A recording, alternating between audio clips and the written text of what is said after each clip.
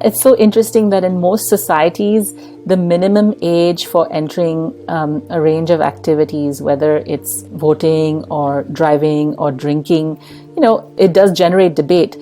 But when it comes to the legal age of sexual consent, it really exercises people's fears and passions to a much greater degree. And a lot of it has to do not only with how societies imagine what they think children should be allowed to do, but also their fears around early pregnancy for girls. And so the legal age of sexual consent and the legal age of marriage for girls is much more hotly contested than it is for boys. But I also argue that it's not just about people's fears relating to what children should and shouldn't be doing.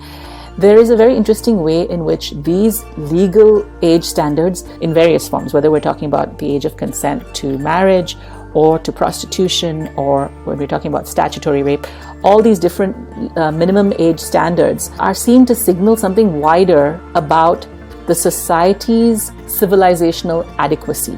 The variation between societies in the age of sexual consent is often read as signifying larger cultural differences.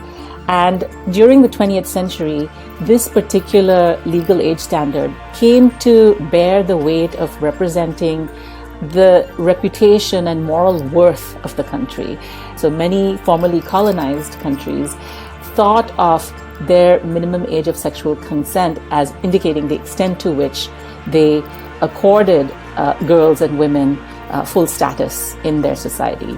And so historically, a lower age of consent has indexed lower protection for girls.